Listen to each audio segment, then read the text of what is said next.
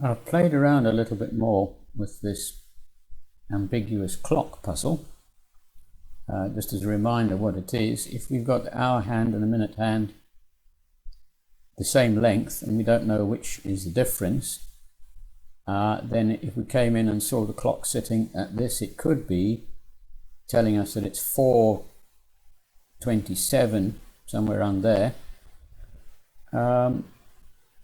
But on the other hand, it could be, if this was the hour hand, that would be 7:23. So we've got these various positions. Now with the first run through of the spreadsheet, I figured that there will be, there's no match in this first sector, as we said, but there will be one sitting in here and another one in there and another one in there. And I worked through and decided that there would be a match for every time the minute hand traversed one of these sectors. Now, today I found that some people have got 132. They worked through mathematical methods doing it, and I've come up with 132. So I've gone back and had another thought. I'm too lazy to go through a mathematical method just yet. So I have adapted the spreadsheet. So the reasoning in the spreadsheet is as follows. This column is time in seconds. And to your delight, I have got a row for every second, all the way up to 43,200. We then can convert to time in minutes, convert into hour angle. What's the angle of the hour hand on the clock? So that should go from 0 to 360. This is just for readability, to see what the time is for any value. And then calculate the angle of the minute hand. Well, then, to find an ambiguous one, all you need to do is to say, well, let's take a minute hand angle, and if it was read as an hour hand, generate that value, and then take the hour hand angle, and if that's read as a minute hand, generate this one. Then you need to convert it into hours and seconds, so you can read what it's going to be. And then I did it the easy way by just copying and pasting. I thought, well, what happens if you then try and convert it back again?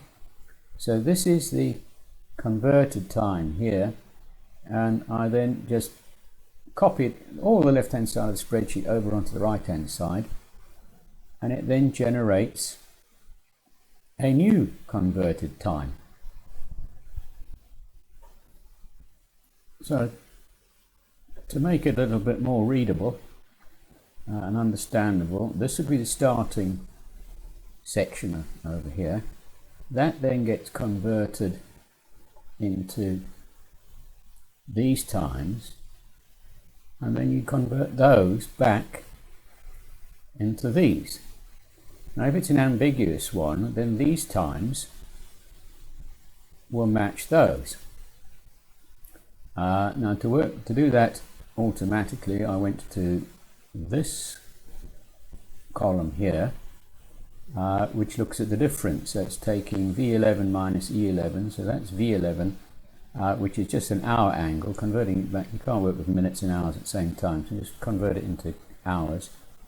V11, what was it? V11 minus E11, which is going to be this one here. Okay, so we take the difference in those two times, which comes into this error column here, and we can see that it goes, don't count the first thing, it goes negative, and then as we crawl along, it gets worse and worse and worse, and then bingo, there's one of our matches where it comes out really to be very accurate. So if we look at the converted time in hours, it's 0.0839, and we started off with over here 0.0839.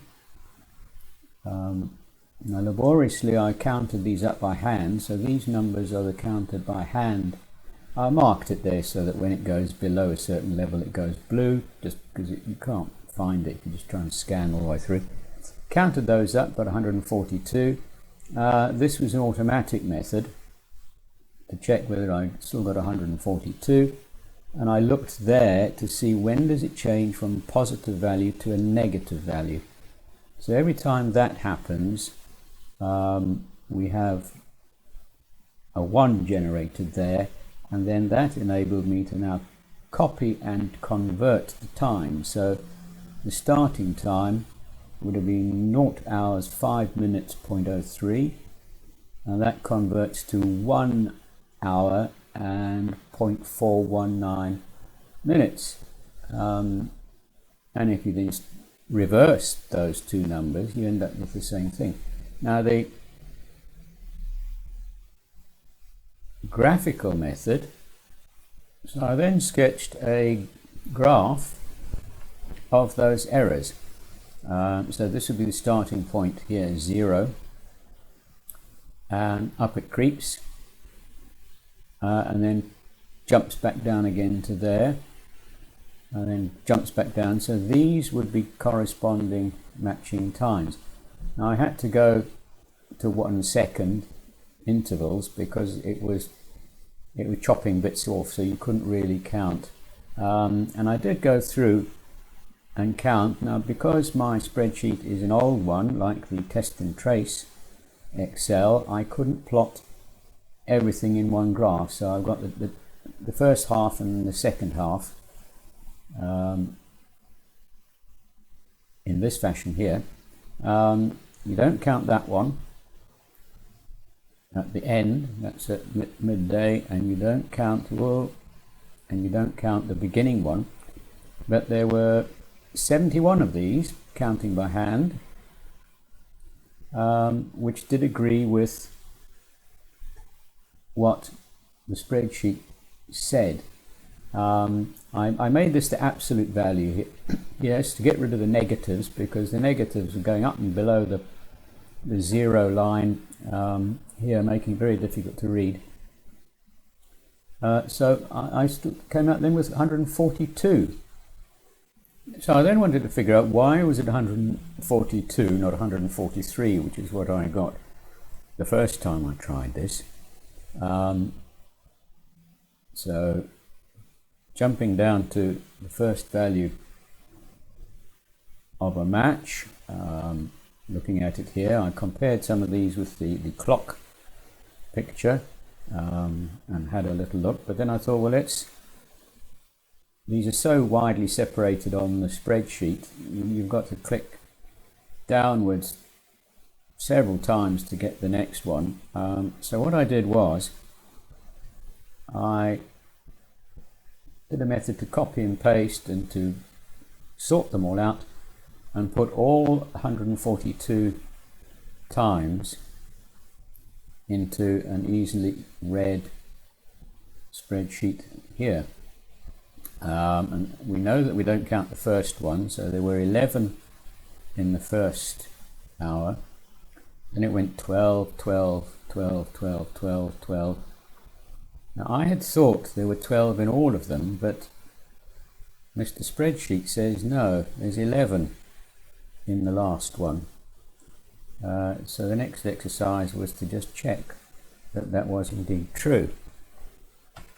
So going back to the rotating clock hand simulation, we can see whether we can check these figures quite easily. So I think this is the starting one, which was 437, somewhere like that, which was, where are we? This one, 436.92 minutes, correspond to 723, which looks perfectly reasonable. We can check any of them, so if we were to check that one, 532, maybe 532, somewhere around there, would that be equal to 627? Well, that looks okay, so they do work quite neatly. But then looking at the last one, which I had omitted, it's only got 11. It does start in the first sector, so we've got 11 minutes, 11 hours and 4 minutes, so there'll be one, tricky to adjust, but there'll be one up there somewhere. If I drag the red one, it'll jump around. So that's okay. 11:09. There would be one here. What would that be if we converted it back? It will be 150 something. 155. That's okay. And we can then go through them one by one and see, yes, there's one in there, one in there, one in there. In each sector, it works quite nicely. Now, I thought there was one in this one, but it says 11:54. There is the last one, which would correspond to this being the 10 o'clock hand and heading up close and close to midday. So that one ends. And if we look here, you then realize, yes, I was wrong. There is no corresponding one here. That's obviously crazy, because if this was the hour hand, then it's just past the hour. So therefore, the minute hand should be on the other side. So there is no match in that sector. So every other sector, to recap, every sector has got them. So it's 144 sectors, but there is no match in this sector and in that sector. So 142. It might be now a good time to check the mathematical methods that got 132.